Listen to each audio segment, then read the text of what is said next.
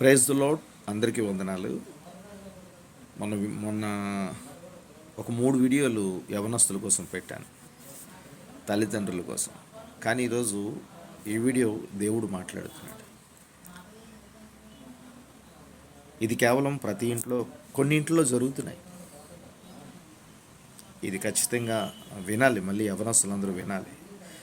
ఎందుకు వినాలంటే, ఎవరైతే తల్లిదండ్రులను ప్రేమిస్తున్నారో వారి జీవితం మామూలుగా ఉండదండి. సూపర్, చాలా బాగుంటుంది. మంచి భార్య వస్తుంది, మంచి కుటుంబముగా. మరి వారి కుటుంబంలో ఎంత నెమ్మది ఉంటుందో కొన్ని మాటలు నేను మీతో చెప్పాలని ఆశ కలిగి ఉన్నాను. ప్రేమించేవాడు, కానీ ప్రేమించకపోతే ఏం జరుగుతుందో ఒక మాట కూడా నేను మాట్లాడతాను. ఈ వీడియో కూడా ప్రతి యవ్వనస్తుడు వినండి. ఎందుకంటే దేవుడు చాలా గొప్పవాడిగా ఉన్నాడు. ఆయన ప్రేమ కోట్లు ఇచ్చినా దొరకదు. ఒకవేళ ఆ ప్రేమగా నువ్వు పొందుకుంటే, ఆ ప్రేమ అయితే నువ్వు పొందుకుంటే నీ జీవితం టాప్. ఎందుకంటే అమ్మ నాన్న ప్రేమిస్తావు కనుక మరి నీ జీవితంలో సూపర్గా ఉంటావు. నీ కుటుంబం కూడా బాగుంటుంది. నీకు మంచి భార్య వస్తుంది. 128వ కీర్తనలో ఒక మంచి మాట ఉంది. 4వ వచనం నుంచి చదువుతున్నా. ఎవరైతే తల్లిదండ్రులను ప్రేమిస్తారో వారి కుటుంబం ఎలాగుంటుందో, ఎంతగా దీవెనలు ఉంటాయో దేవుడు మాట్లాడుతున్నాడు. 128వ కీర్తన 4వ అధ్యాయము 4వ వచనం. 128వ కీర్తన 4వ వచనం నుంచి చదువుతున్నాను. యెహోవా యందు భయభక్తులు గలవాడు ఇలాగే ఆశీర్వదించబడును. సియోను నుండి యెహోవా నిన్ను ఆశీర్వదించును. నీ జీవితకాలం అంతయు యెరూషలేమునకు క్షేమము కలుగునట్లు చూచెదవు. నీ పిల్లలను నీవు చూచెదవు. ఇశ్రాయేలు మీద సమాధానము ఉండునుగాక. దీంట్లో ఏమో తెలుసా? నీ పిల్లలను చూచెదవు అంటే దీర్ఘాయువు నీకు ఇస్తాడు. నీ కుటుంబం ఎలా ఉంటుందో తెలుసా? చాలా బాగుంటుందంట. అది కూడా పై వచనంలో చూడండి. 3వ వచనం. నీ లోగిట నీ భార్య ఫలించు ద్రాక్షవల్లి వలె ఉండును. నీ భోజనము చుట్టూ నీ పిల్లలు ఒలివ మొక్కల వలె ఉందురు. దేవుడికి స్తోత్రం. ఈరోజు ఆ ముందు వచనం కూడా చదివితే, నిత్యముగా నీవు నీ కష్టార్జితము అనుభవించదవు. నీవు ధన్యుడువు, నీకు మేలు కలుగును. ఆ పై వచనం చదివితే, యెహోవా యందు భయభక్తులు గలవారు ధన్యులు. యెహోవా యందు భయభక్తులు కలిగి ఆయన త్రోవల యందు నడుచువారు ధన్యులు. ఎందుకు నేను మొట్టమొదటి వచనం నుంచి చదివించలేదంటే, భయభక్తులు చాలామందికి ఉన్నాయి, కానీ కొందరికి మాత్రము తల్లిదండ్రులు ప్రేమించే మనసు లేదు. తల్లిదండ్రులు ఎవరైతే ప్రేమిస్తారో వారి కోసం మాట్లాడుతున్నాను. 4వ వచనం నుంచి కింద వరకు దేవుడు ఆశీర్వాదం ఉంటుంది. నీ జీవితకాలం అంతయు నెమ్మది ఉంటుంది.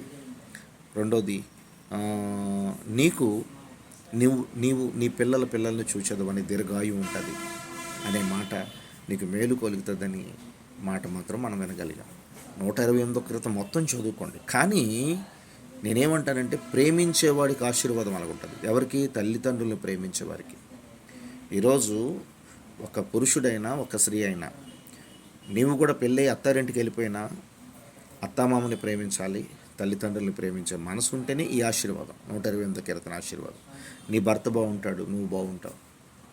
అలాగే పురుషులు ఎవరైతే ప్రేమించలేదో వారికి ఏమవుతుందో నేను చెప్తాను. కానీ ఇంకొక వాక్యం మీతో చదివి వినిపించాలని ఆశ కలిగి ఉన్నాను. తల్లిదండ్రులు ప్రేమించాలని దేవుడు చెప్పాడు. తండ్రిని తల్లిని. ఇక్కడేముంది చూడండి.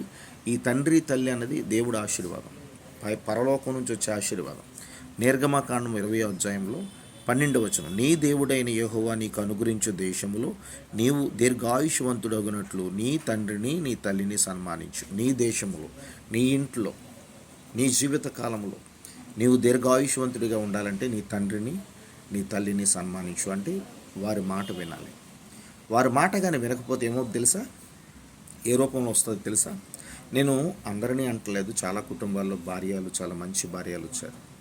కానీ ఎవరైతే తల్లిదండ్రుల్ని ప్రేమించరో వారికి భార్య రూపంలో ఒక దురాత్మ వస్తుంది. ఆవిడ కొన్ని రోజులు బాగున్నాక, మీ అమ్మ కావాలా నేను కావాలా ఎంచుకో అంటది. 2-3 సంవత్సరాల తర్వాత తల్లిదండ్రులను వదిలేసి భార్యతో వెళ్ళిపోతున్నాడు. వాడే జీవితకాలం అంతయు బాధపడతాడు. ఏనాడు కూడా తప్పుడు మాటలు వింటే నీ భార్య నీ తల్లి కావాలా నేను కావాలని అడిగితే నువ్వేం చేయాలా? కర్తించాలా. మా అమ్మ లేకపోతే నేను లేను, పిచ్చి పిచ్చి మాట్లాడుతున్నావా? మీ అమ్మా నాన్ని జీవితకాలం అంతయు చూడకుండా వారితో మాట్లాడకుండా నువ్వు ఉండగలవా అని నిలది. నీవు కానీ, మరలా చెప్తున్నాను, తల్లి తండ్రుల్ని ప్రేమించకపోతే భార్య రూపంలో దురాత్మ వచ్చి ఖచ్చితంగా నిన్ను ఇబ్బంది పెడుతుంది. తల్లిదండ్రులకు దూరం చేస్తుంది. తల్లిదండ్రులు చూడదో అంటది. ఆమె కాలు కింద రాసి, అంటే మగవాడిని ఆనాడు అవ్వరూపంలో మాట్లాడతాను చూడండి. అవ్వ సాతాను మాట విని భర్తని ఆడించింది. ఈరోజు వాక్యం అదే. ఏం చేశాడు? భార్య మాట వినేశాడు. తండ్రి అనే దేవుడు మాట వినకంట భార్య మాట విని మరణం తెచ్చుకున్నాడు, శాపం తెచ్చుకున్నాడు. ఈరోజు నీవు కూడా దేవుడు మాట వినాలి, తర్వాత తల్లిదండ్రులను ప్రేమించాలి. అప్పుడే నీ జీవితకాలం అంతయు నీ కుటుంబం, నీ భార్య ఫలిస్తుంది, నీ పిల్లలు బాగుంటారు. నీ జీవితకాలం అంతయు దేవుడి ఆశీర్వాదాలతో ఉంటావు. పిల్లలను చూస్తావు. నీ జీవితంలో క్షేమం ఉంటుంది. ఈరోజు ఎన్ని కుటుంబాలు చూస్తున్నాం చూడండి. తల్లిదండ్రులు విడిచి ఎన్నో కుటుంబాల్లో మనశ్శాంతులు లేవు భర్తలకి. ఏమంటే మా అమ్మ నాన్న విడిచిపెట్టి వచ్చాను, అందుకే నాకు ఈ శాపం అని ఎంతోమంది బుర్ర కొట్టుకుంటున్నారు, తల కొట్టుకుంటున్నారు. విడదీసేస్తారు, తల్లికి తండ్రికి విడదీసేస్తారు. కానీ ఆ కుటుంబంలో మనశ్శాంతి ఉండదు. నీ జీవితకాలం నువ్వు ఎంత సంపాదించు, మనశ్శాంతి ఉండదు. భార్య వల్ల మనశ్శాంతి ఉండదు. నీ పిల్లల వల్ల కూడా నీకు మనశ్శాంతి ఉండదు. జాగ్రత్త. ఈ వీడియో చూసిన ప్రతి ఒక్కరు కూడా, ఒక స్త్రీ అయినా ఒక పురుషుడైనా, దేవుడు తర్వాత తల్లిదండ్రులు ప్రేమించాలి, అత్తమామలను ప్రేమించాలి. అప్పుడే నీ జీవితకాలం అంతయు నువ్వు బాగుంటావు. బయటికి వెళ్ళాక కూడా నిన్ను వల్ల నీ పొరుగు వారిని ప్రేమించు అనే మంచి మనసుతో బ్రతికితే ఒక దినము పరలోకం అనే స్వర్గం చూస్తావు. లేదా నీకు నచ్చినట్టు ఇక్కడ బ్రతికావు గనక దేవుని విడిచిపెట్టావు, తల్లిదండ్రులు విడిచిపెట్టావు, నా భార్య నా పిల్లలని బ్రతికావు, నీకు మాత్రం ఖచ్చితంగా తీర్పు ఉంటుంది. ఈ వీడియో ఎంతమందికి నచ్చితే వారు షేర్ చేయండి, లైక్ చేయండి, సబ్స్క్రైబ్ చేయండి.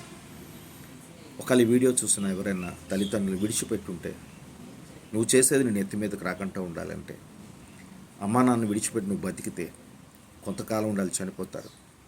నీ పిల్లలు ఎదిగాక నిన్ను కూడా విడిచిపెట్టి వారు దూరంగా ఉంటే నీకెంత బాధ ఉంటుందో ఒక్కసారి ఆలోచించు. వెళ్ళి తల్లిదండ్రులు కాలు పట్టుకొని క్షమాపణ కోరుకొని కుటుంబం అంతా సంతోషంగా ఉండండి. God bless you all. Praise the lord.